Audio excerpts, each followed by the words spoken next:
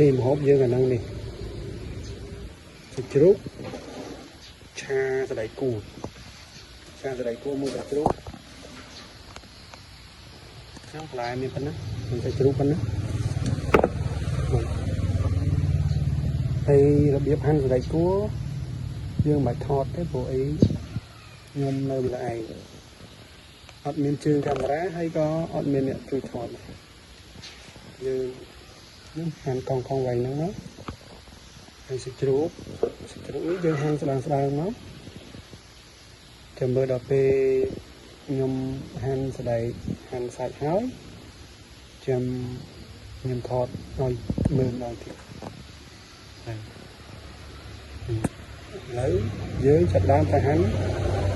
បន្លែហាន់សាច់ដើម្បីឆាអូខេបន្លែយើងហាន់ហើយចំណូលចិត្តខ្ញុំហាន់អញ្ចឹងហើយបងប្អូនចូលចិត្តហាន់មិនក៏ហាន់តាមចំណូលចិត្តយើងទៅ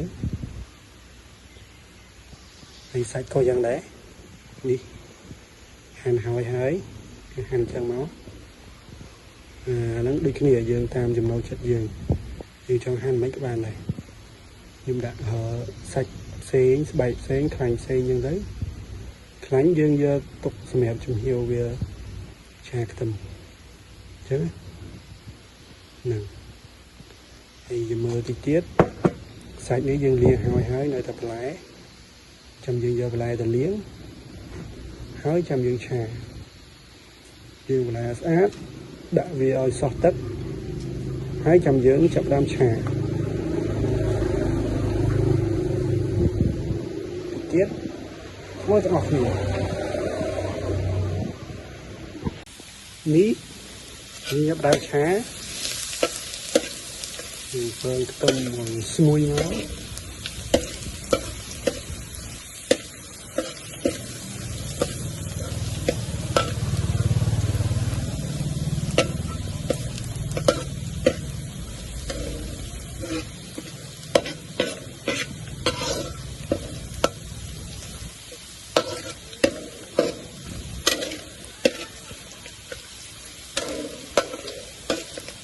ងុយហ្នឹងបងតាមជួយហើយយើងចាក់សាច់ចូល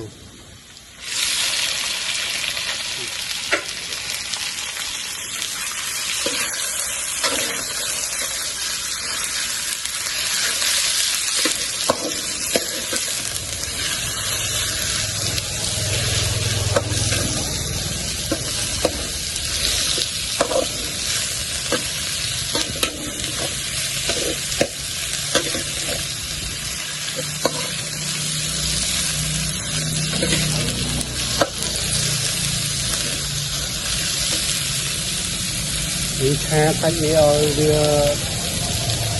យើងអត់បន្តិចចាំយើងវាយគ្រឿង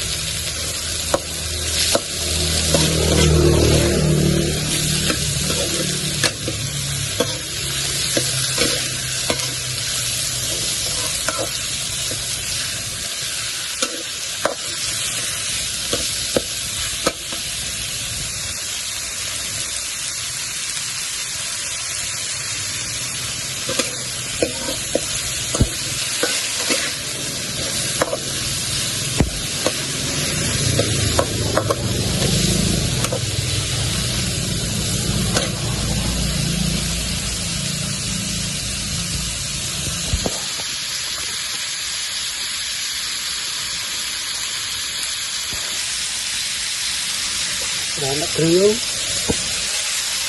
ដាក់ស្ករជីក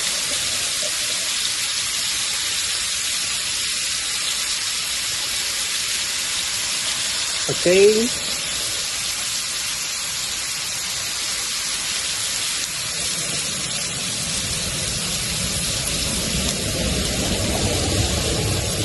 វិតហើយទឹកត្រី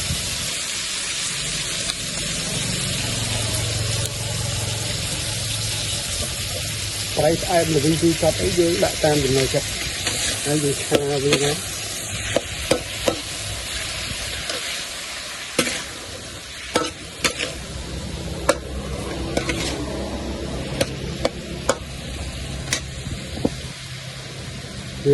cha về ở sọt tháo về rồng ngò về tục ở sạch ấn trong những đặt lại chồng đặt lại với sạch ấn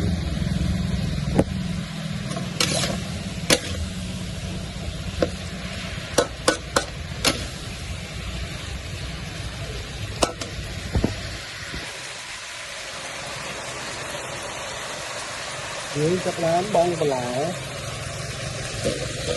đẩy cho dưới